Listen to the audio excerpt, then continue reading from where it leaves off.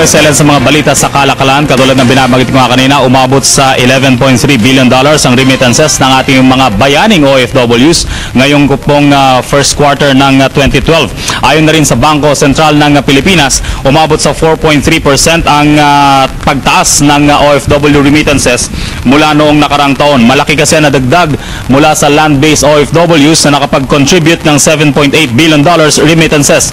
$2.3 billion naman ang naibigay ng mga sea-based workers mula na rin dito sa Pilipinas. Asahan pa raw ang pagtaas sa mga remittances sa pagdami ng mga manggagawang ipinapadala ng POEA sa ibang bansa. Samantala, matapos magsara ang Export and Industry Bank, may mga nagnanais na investors na mabili ito mula na rin sa isasagawang bidding ng Philippine Deposit Insurance Corporation.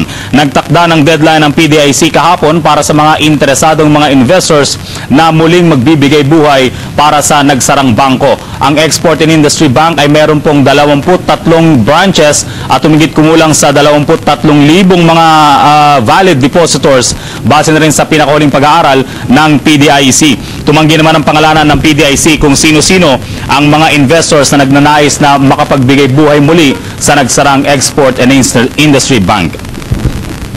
Samantala, inaprubahan na ng Bangko Sentral ng Pilipinas ang pagsasanib puwersa ng Philippine National Bank at ng Allied Bank Corporation. Dahil dito, itinuturing na ikaapat ng pinakamalaking privately owned bank sa bansa ang PNB at Allied Bank na pinamumunuan ng kilalang business tycoon na si Lucio Tan. Matatandang hinarang ng Presidential Commission on Good Government ang request dahil umano sa ill-gotten wealth ni Tan, ngunit na-dismiss ang kaso sa Sandigan Bayan noong nakarang Hunyo.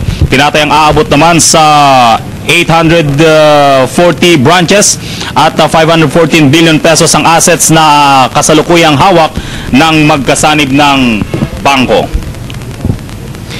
Pinuri naman ng International Credit Rating Agency ang banking system ng Pilipinas. Ayon sa Fitch Ratings, bumubuti umano ang patakaran na ipinapatupad ng mga bangko dito sa atin. Patunay umano ang magandang pamamalakad ng bangko at ng pamahalaan para patatagin panglalo ang banking system. Bagamat malaki ang capital requirements na ipinapatupad ng BSP, makabubuti umano ito sa mga independent bank directors para siguruhin nasa maayos na operasyon ang mga kumpanya. Samantala, panghuli po sa ating balita sa kalakalan, iniulat po ngayon nitong si Trade Undersecretary Zenaida Maglaya na nababahala sila sa pagtaas o hindi pa rin panatag na presyo ng sardinas at ang patuloy na pagtaas ng presyo naman ng mga gulay mula na rin sa Baguio City. Sa isang forum dito naman sa Quezon City, binanggit itong si Undersecretary Maglaya na ang presyo ng sardinas ay hindi pa rin umano panatag dahil sa hindi sapat na supply ng tamban. Bagamat naunang ipinatupad ang fishing ban sa mga lugar kung saan hinuhuli ang mga isdang ginagamit sa paggawa ng sardinas, umano hindi pa rin ito sapat. Reklamo ng mga sardines manufacturers. Samantala, sa presyo naman ng gulay, tumaas di umano, pumalo na sa 100 piso bawat kilo ng native pechay. Kasunod dito ang pagtaas din ng presyo ng 100 piso bawat kilo ng presyo naman ng carrots. Kasunod din ang presyo o pagtaas ng presyo ng mga string beans at ng Baguio beans base na rin sa pinakahuling report ng Department of Trade and Industry. Yan po ang ilang mga balita sa Balitang Kalakalan para sa Telebisyon ng Bayan. George Bandola. Maraming salamat kasamang George Bandola.